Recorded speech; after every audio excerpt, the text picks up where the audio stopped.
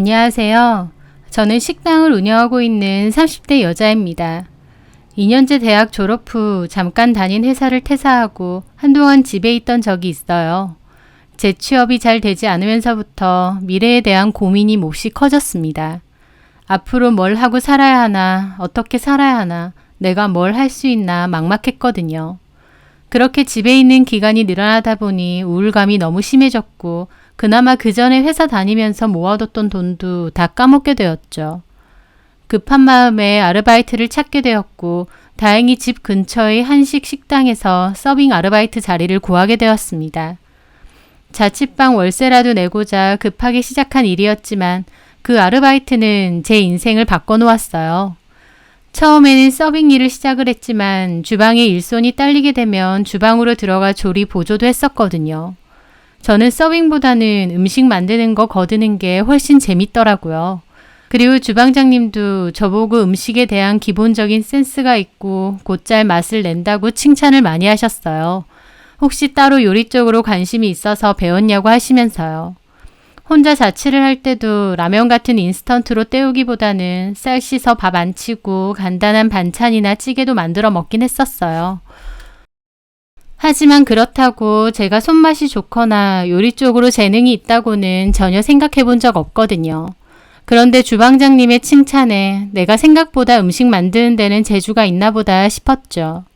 제가 잘할 수 있는 것, 그리고 재밌게 할 수 있는 것을 찾았다는 생각에 더욱 즐겁고 재밌게 일을 했던 것 같습니다. 그러던 시간이 흘렀을 때였어요. 어느 날 저희 식당에서 배달을 하던 그 남자가 저에게 불쑥 그러더군요. 오늘 일 마치고 시간 되면 잠깐 얘기 좀 할 수 있겠느냐고요. 그 남자의 이름은 김건우고 저랑 나이 차이도 크게 안 나는 데다 같은 식당에서 일을 하다 보니 친하게 지내기는 했어요. 그런데 식당 밖에서 따로 보자고 개인적으로 할 말이 있다고 하니 저는 처음에는 솔직히 김치국물 좀 마셨습니다. 혹시 나를 좋아했나? 그래서 고백이라도 하려는 건가? 하고 말이죠.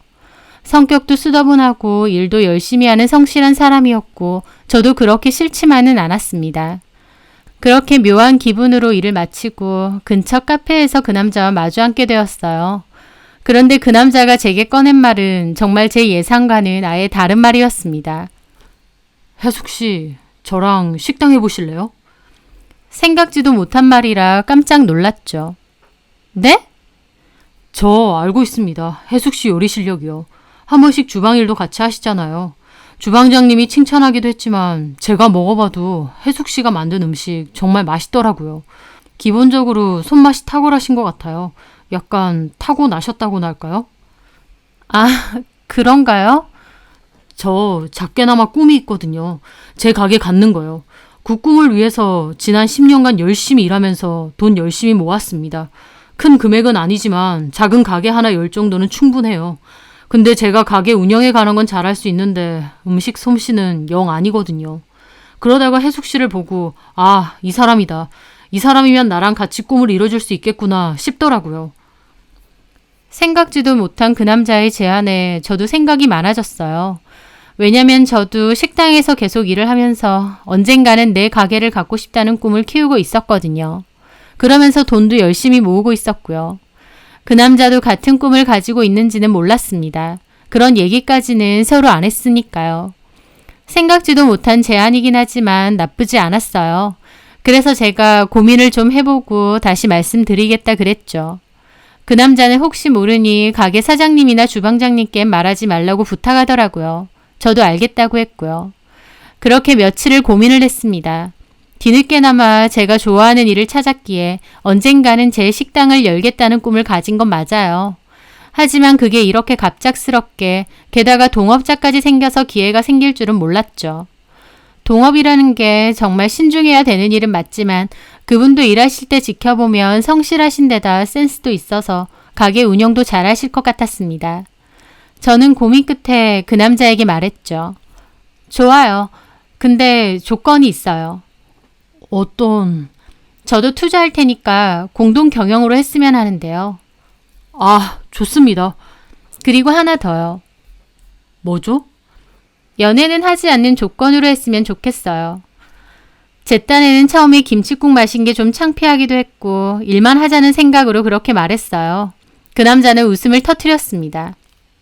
왜 웃으세요? 그건 모르는 일이잖아요. 사람 일 어떻게 될 줄 알고. 그 남자는 능글맞게 장난을 치며 그렇게 말했고 저도 그냥 어이없는 웃음을 짓고 말았죠. 그렇게 그 남자와 저는 오랜 준비 끝에 함께 식당을 열게 되었습니다. 둘 다 성공에 목말랐던지라 정말 열심히 일했습니다. 끊임없이 메뉴 보완도 하고 식당 관리도 철저하게 했죠. 홍보도 열심히 하고요. 연애고 뭐고 그런 생각은 하나도 안 들 정도로 일에만 매달렸습니다.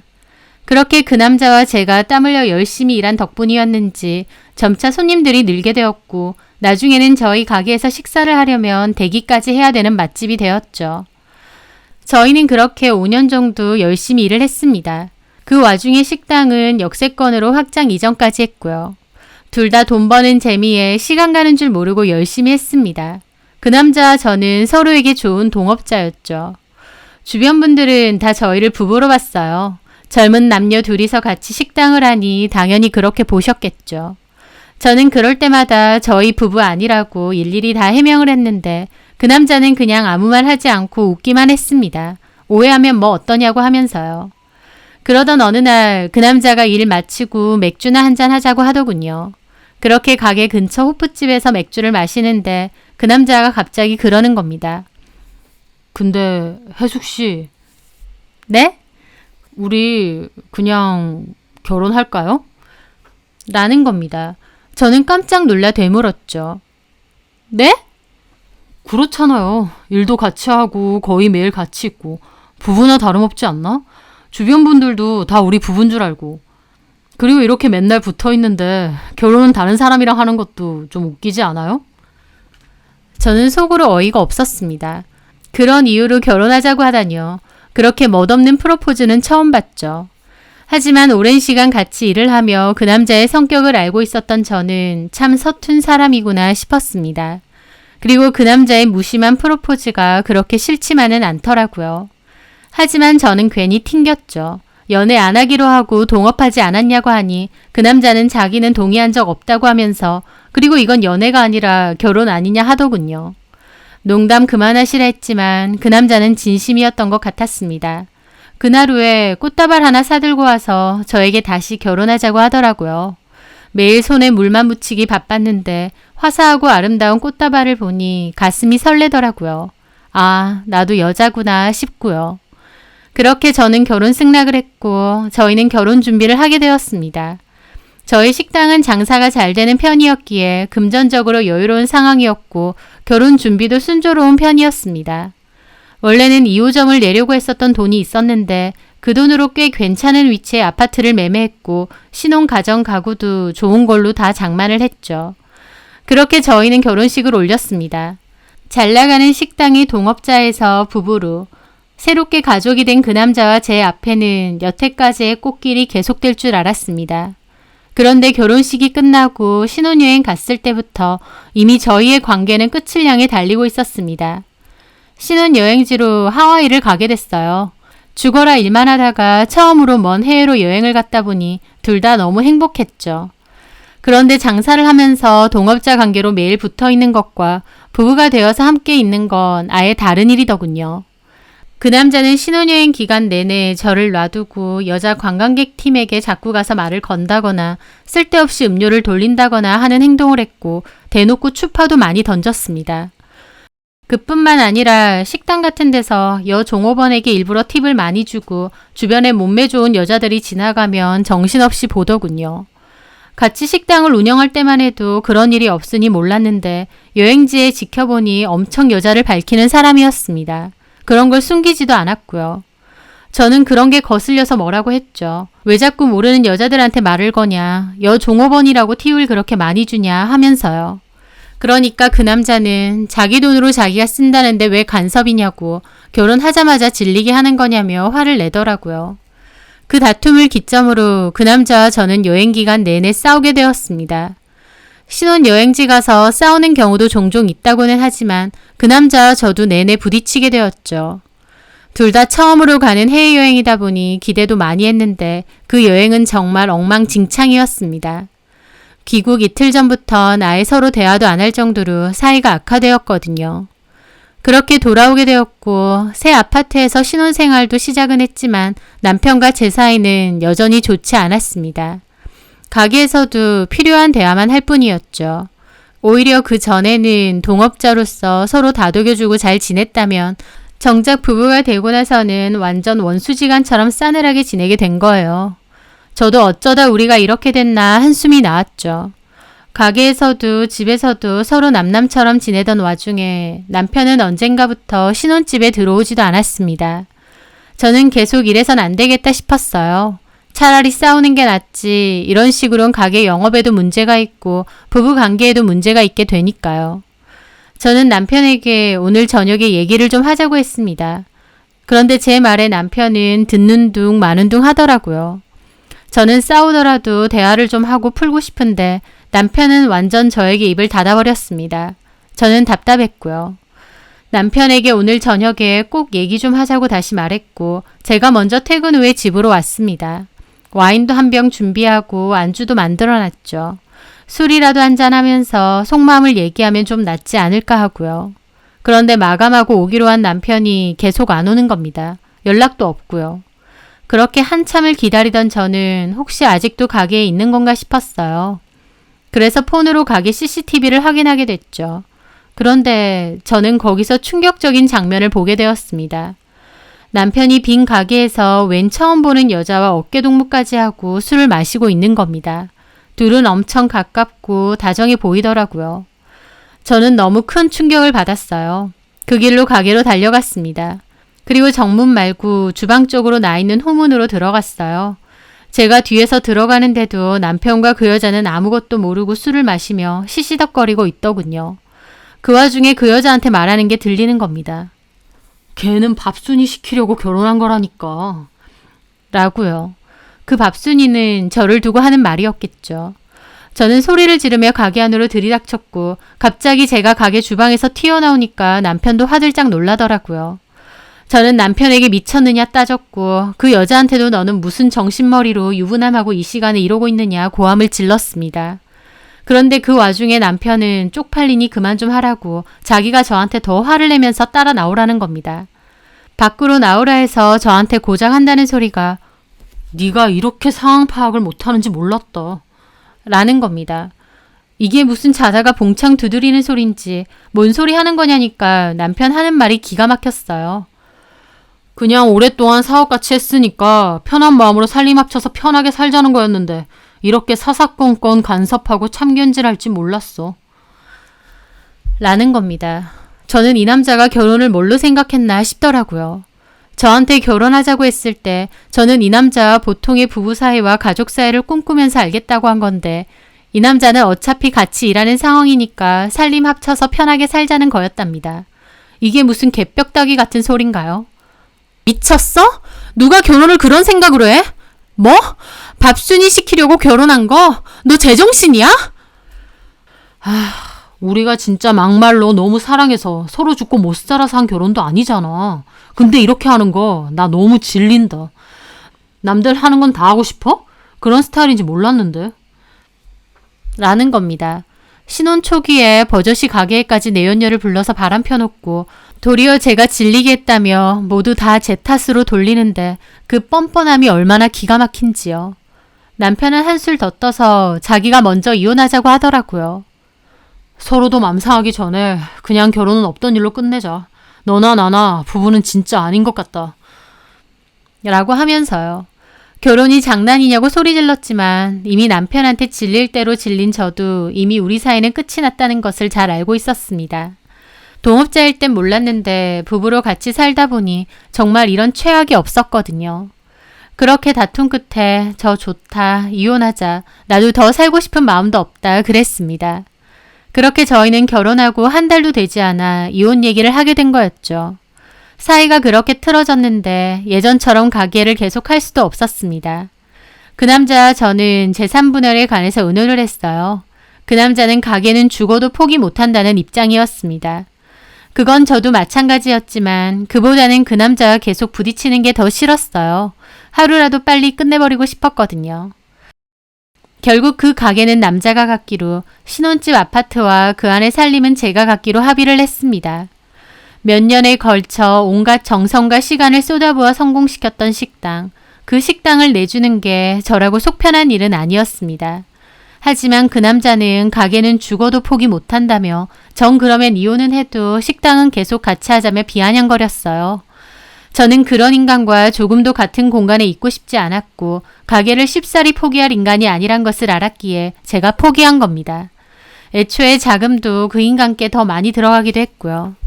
최종적으로 식당은 그 인간이, 집은 제가 갖기로 합의를 했던 겁니다. 주변에서는 저보고 바보 같은 짓이라고 식당을 제가 갖고 차라리 집을 넘겨주지 그랬냐 하더라고요. 아파트도 상당한 시세였긴 하지만 식당은 계속 승승장구인 상태였기 때문에 앞으로 돈 벌 걸 생각하면 식당이 훨씬 낫다면서요. 하지만 그 남자도 식당은 죽어도 포기 못할 것 같았고 결국 제가 손 떼기로 그렇게 정리를 한 겁니다. 그렇게 저희는 이혼을 하게 되었고 그 집에선 저 혼자 살게 되었습니다. 함께 미래를 그리며 알아보고 준비했던 신혼살림들 사이에서 저 혼자 있다 보니 어쩌다 이렇게 됐나 눈물도 나고 힘들더라고요. 결혼하고 한 달 만에 이혼했다는 뒷얘기들도 듣기 힘들었고요. 저는 다시 일을 해야겠다 결심했습니다. 그렇게 저는 고민 끝에 사업자금을 대출해서 새로운 식당을 열게 되었어요. 예전 식당만큼 크지도 번듯하지도 않고 입소문이 많이 나서 손님들이 줄을 잇는 곳도 아니었습니다. 맨 땅에 헤딩으로 처음부터 다시 시작해야 됐었죠. 하지만 제 손으로 준비해서 새로 열게 된 식당이었고 이제는 동업자 없이 온전히 저만의 가게라고 생각하니 더 애착이 가고 열심히 하고 싶더라고요. 저는 정말 최선을 다해 일했습니다. 이혼의 상처를 극복하기 위해서도 또 제 스스로를 위해서도 보란듯이 잘 해내고 싶었어요. 그렇게 가게도 웬만치 자리를 잡아갈 때쯤이었습니다. 그맘때 하필 코로나가 터지게 되었어요. 확진자가 넘쳐나고 영업을 못하는 식당들이 넘쳐나게 되면서 저 역시도 임대료만 나가고 영업은 못하는 상황이 되었죠. 고민 끝에 저는 도시락 배달로 방향을 돌렸습니다. 그맘때 매장에서의 취식은 힘들지만 배달과 포장 메뉴는 가파르게 상승할 때였고 저도 그 시류를 잘 탔던 것 같아요. 오히려 그 전보다 도시락 배달로 전환을 하고 나서 매출이 훨씬 뛰었거든요. 저는 혼자 일하다가 일손이 부족해 직원까지 둘 정도로 정신없이 일을 하게 되었죠. 그러던 와중 저는 여느 때처럼 점심 장사로 정신이 없었습니다. 밀려드는 주문에 배달 대행 콜을 여러 개 신청해놨죠. 그렇게 콜을 받은 배달 대행기사가 급히 들어왔는데 그 사람은 다름 아닌 전 남편이었습니다. 마스크를 썼지만 서로 바로 알아봤죠. 전 남편도 제 가게인지 모르고 온 건지 저를 보고 몹시 당황하더라고요. 제가 당황하고 있으니 제 옆에 있던 알바생이 전 남편에게 배달할 것을 넘겨주었고 전 남편도 음식을 받더니 황급히 나갔습니다. 저는 저 남자가 왜 갑자기 배달 일을 다시 할까 싶었죠. 그렇게 잘 나가던 가게는 어쩌고요. 일을 마치고 전에 가게 근처에서 친하게 지냈던 옆 가게 언니에게 전화를 걸었습니다. 근데 그 언니가 그러더군요. 너 몰랐구나. 너네 전 남편 가게 접은 지 몇 달 됐어. 왜? 코로나 때문이지 뭐. 손님은 없으니 파리만 날리고 너네 가게처럼 그렇게 잘 나가던 가게도 코로나 앞에선 속수무책이더라. 그리고 여기가 월세가 좀 비싸니 손님은 없어도 월세랑 관리비는 계속 나가고 결국 버티다가 가게 접더라고. 저는 그 말에 기분이 참 묘하더라고요. 가게는 절대 포기 못한다고 해서 결국 제가 아파트를 갖고 그 남자가 가게를 갖기로 했는데 이혼하고 얼마 지나지 않아 바로 코로나가 터졌거든요. 그 남자가 선택했던 그 가게는 결국 코로나 직격탄 맞고 폐업을 하게 된 겁니다. 그리고 한동안 안 보였는데 전에 보니까 배달일 다시 하는 것 같더라고. 솔직히 옆에서 지켜보는 입장에서 완전 꽃이지. 바람 펴서 너랑 이혼했잖아. 그 바람핀 여자 지가 무슨 안주인 마냥 카운터 지키고 있었거든? 근데 코로나 터지고 가게 망하면서부터 그 여자도 안 보이대. 너네 전 남편 너한테 그렇게 한 거 도로 되돌려받는 거지 뭐. 언니의 말에 저는 씁쓸한 웃음을 지었습니다. 이걸 통쾌하다고 해야 할지. 순간의 선택으로 그 남자와 저는 상황이 아예 달라졌어요. 그 남자가 선택한 가게는 코로나로 결국 빚만 남기고 폐업을 했고 제가 선택했던 아파트는 천정부지로 값이 뛰었거든요. 알고 그런 선택을 한 건 아니지만 결과적으로는 그렇게 된 거였습니다. 그 남자도 코로나라는 게 터질지 모르고 여태까지처럼 앞으로도 식당이 승승장구할 줄 알았겠죠. 저도 같이 피땀 흘려 만든 가게 그렇게 넘겨주고 참 힘들고 우울했는데 이제 와서 보니 차라리 잘된 일이었던 겁니다. 저는 제 음식 솜씨를 믿고 도시락 가게로 전환을 해서 위기를 넘길 수 있었지만 그 남자는 제가 없으니 다른 방안도 없었던 거고요. 지 혼자 잘난 맛에 잘된 건 줄 알았던 건지 가게 잘 되고 나니 결혼하자 꼬드기고 결혼하니 보란듯이 바람피고 이혼하자고 하고 가게는 홀랑 지가 가져가 버리고 한때는 내가 그 남자한테 이용만 당한 건 아닌가 싶기도 해서 분했는데 언니의 말을 들으니 그제서야 허탈하면서 시원한 웃음이 나오더라고요. 그 남자는 그 후로는 아예 볼 수가 없었습니다. 자기가 저 보는 게 껄끄럽고 불편할 테니 저희 매장으론 배달받으러 안 오겠죠. 저 역시도 다시는 보고 싶지 않고요. 믿었던 동업자이자 오랜 친구라고 생각했고 그래서 결혼까지 약속했지만 보기 좋게 배신당했던 과거. 그 남자는 결국 스스로 복을 차버리고 쪽박이 길로 들어선 게 아닌가 싶습니다. 심보 그런 식으로 쓰더니 벌 받은 것 같기도 하고요. 저는 이제 그 남자를 더 이상 생각하지 않으려 해요. 제 일, 제 미래만 생각해도 정신없고 바쁜데 그런 남자까지 생각할 여유는 없으니까요. 앞으로는 제 행복을 찾기 위해서 앞만 보고 걸어갈 생각입니다. 제 사연 들어주셔서 감사합니다.